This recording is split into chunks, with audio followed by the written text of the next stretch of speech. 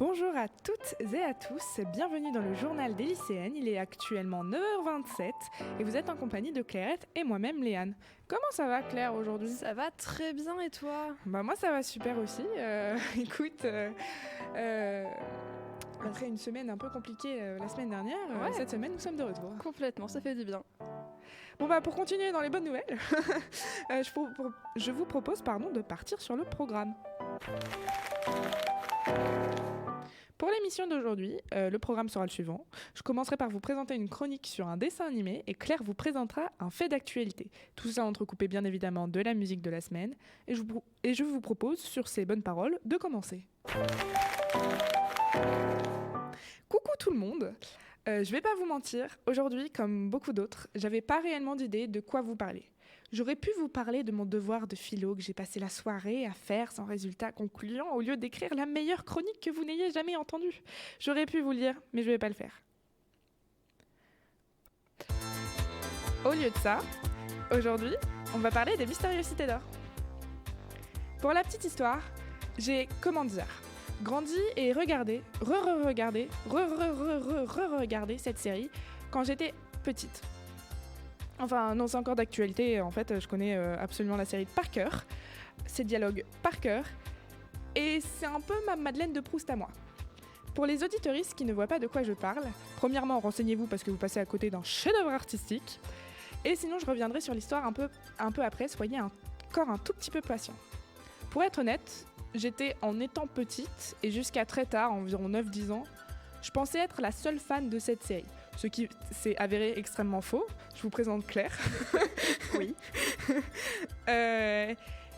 Et par la suite, je refusais expressément qu'on me parle de cette série en mal. Parce qu'à cette époque, la deuxième saison était annoncée, mais elle n'était pas encore sortie. J'étais très très jeune.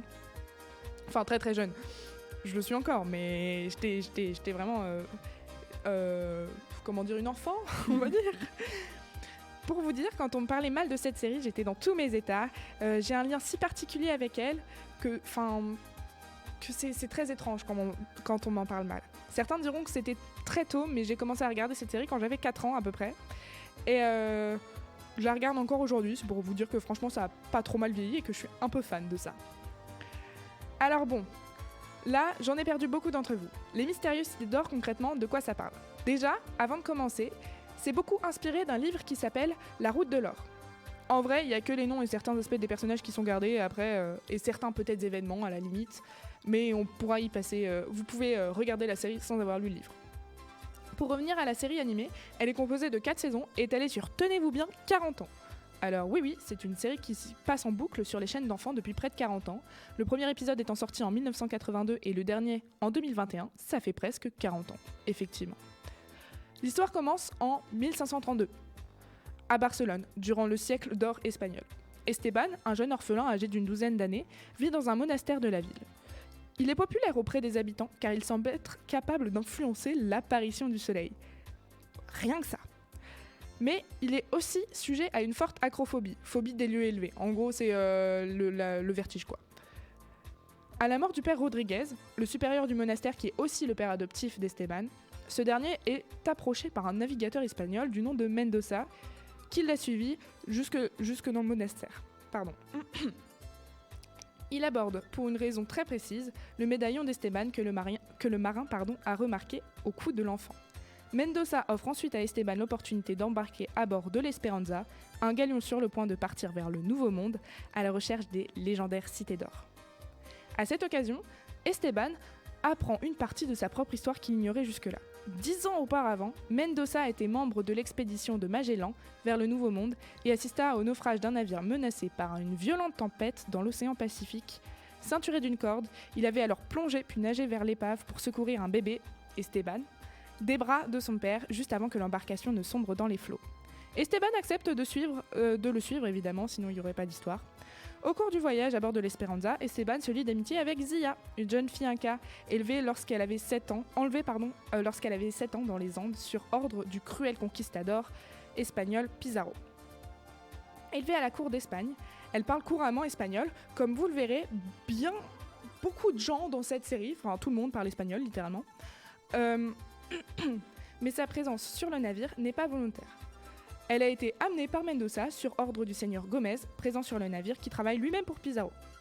Quand le navire aura atteint les Amériques, elle doit aider à déchiffrer l'équipou Inca pour le compte de Gomez. En gros, l'équipou, c'est un peu les lettres Inca, sauf que c'est pas avec des lettres, c'est avec des nœuds. Voilà.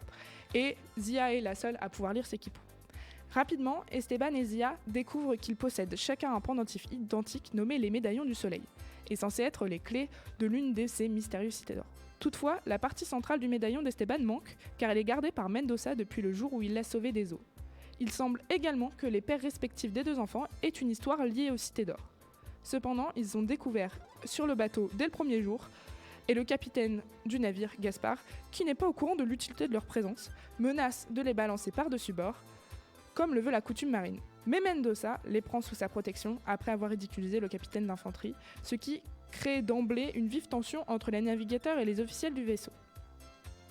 Au terme de la traversée de l'Atlantique, et après avoir franchi le détroit de Magellan, à l'extrême sud du continent américain, une prouesse nautique dirigée par Mendoza, considérée dès le départ comme le seul étant capable de passer ce point périlleux, une trombe marine détruit presque entièrement l'Esperanza. Alors que les deux enfants sont, dans le même temps, injustement emprisonnés dans la cale, grâce au canot de sauvetage du navire, l'équipage de l'Esperanza parvient à fuir le galion. Condamnés, il reste 5 personnes sur l'épave, Mendoza, Sancho et Pedro, donc c'est 2 comparses de Mendoza, Esteban et Zia. Ceux-ci dérivent pendant plusieurs jours sur l'épave flottante, avant d'échouer dans l'archipel des Galapagos. Je crois que je le prononce bien. Leur escale en ce lieu les amène à rencontrer Tao, un jeune amérindien qui affirme être le dernier descendant du peuple de Mu, un légendaire empire antique à la technologie très avancée qui semble-t-il a été totalement englouti il y a plusieurs siècles dans des conditions obscures. Lui aussi parle couramment espagnol. D'abord hostile à la présence des adultes blancs sur son île, Tao finit toutefois par se joindre au groupe dans leur voyage. Avant de partir avec eux et pour signifier l'aspect irrévocable de sa décision, il met feu à l'ensemble des cabanes qu'il a construites sur l'île où il habitait depuis son enfance. Il n'emporte avec lui que son encyclopédie ancestrale, ainsi qu'un mystérieux vase d'or hermétique, clos, qui se transmet dans sa famille depuis des générations. Il est aussi accompagné par son fidèle perroquet vert Pichou, qui est le meilleur personnage de cette série, en toute honnêteté. Ils s'en vont alors tous vers les 7 mystérieuses cités d'or, accompagnés des rythmes endiablés, dont un que vous entendez depuis le début de cette chronique. Cette série est allée sur 4 saisons, les 3 derniers étant sortis dans les années 2010, les graphismes, les voix ainsi que les caractères des personnages sont malheureusement différents. En effet, quand on voit dans la première saison nos trois jeunes amis qui ne font plus qu'un, et que malgré les épreuves, rien ne les séparera jamais, et que dans les saisons qui suivent, ils s'engueulent pour un rien, on voit que les temps changent. Les scénaristes des 3 dernières saisons ont dû s'adapter aux nouvelles générations. Les personnages des enfants sont comme qui dirait plus dynamiques et plus impulsifs. Ils s'engueulent pour un rien, comme dit précédemment, ils sont plus unitaires dans leurs décisions et ils ont tous les 3 un arc narratif différent. Dans les 3 dernières saisons, on peut y voir notamment Tao, qui a un aspect un peu triste et dépressif, non seulement par le fait que les médaillons ont été créés par ses ancêtres, mais aussi parce que aucun des 2 médaillons qui existent ne lui a été remis. Et que ses amis qui sont censés le soutenir ont eux-mêmes leurs problèmes, notamment Zia qui développe des pouvoirs juste insane, et Esteban qui en a marre de la pression sociale imposée par tout l'équipage. Donc, ils sont plus unitaires et moins collés, ce qui est un peu dommage, ce qui est un peu vachement dommage d'ailleurs, puisque toutes ces choses-là ne sont pas forcément utilisées à leur avantage. Et vous savez ce qui est vachement dommage ? C'est que je ne pourrais pas me lancer sur ce sujet pendant des heures comme j'aurais aimé le faire. Par contre, une chaîne YouTube en est capable. Ça s'appelle ces dessins animés-là qui méritent qu'on s'en souvienne.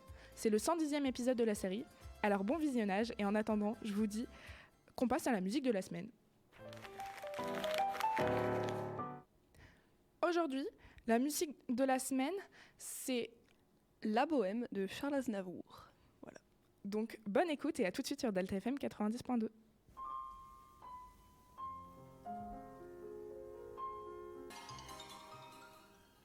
On est de retour sur Delta FM 90.2, il est actuellement 9h40 et vous venez d'écouter La Bohème de Charles Aznavour. Nous passons maintenant à la chronique de Claire sur un fait d'actualité. Bonjour à tous.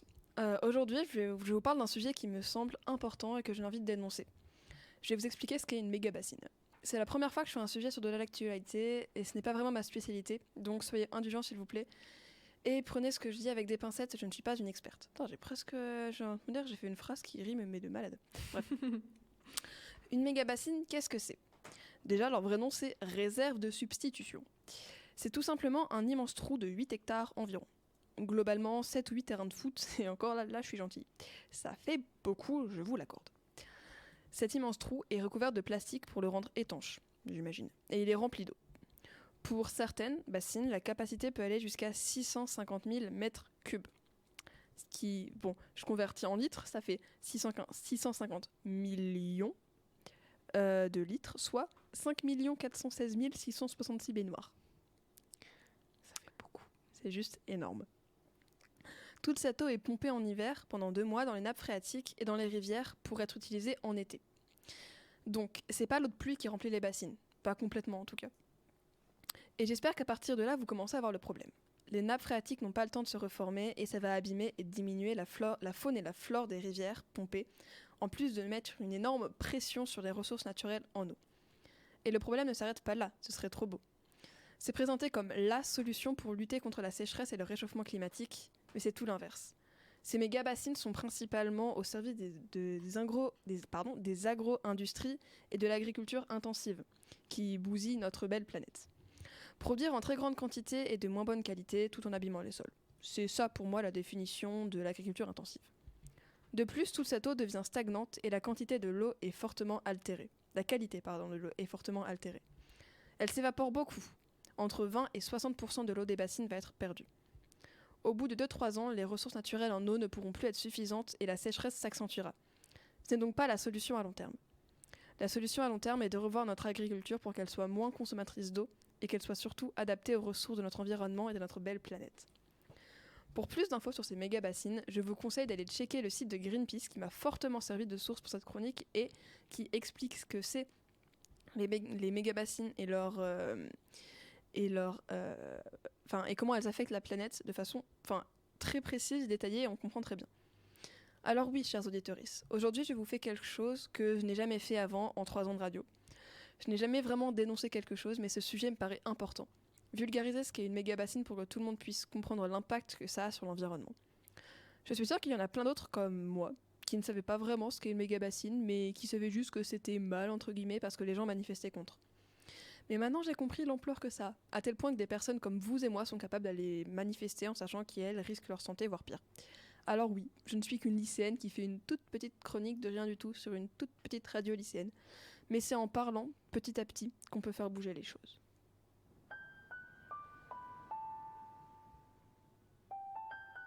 Et oui, c'est déjà la fin de cette émission sur ces mots très prenants de Claire. On espère qu'elle vous aura plu. En attendant, on se dit à dans 2 semaines parce que la semaine prochaine, on a le bac blanc de philosophie. Let's go. Si tout va bien. Et si vous n'arrivez pas à attendre jusque-là, vous pouvez écouter ou réécouter nos autres émissions sur YouTube, Spotify, Deezer et évidemment le site de la radio Delta FM 90.2. Merci de nous avoir écoutés. C'était le journal des lycéennes sur Delta FM 90.2. Passez une bonne fin de journée. Bisous, bisous. Bisous.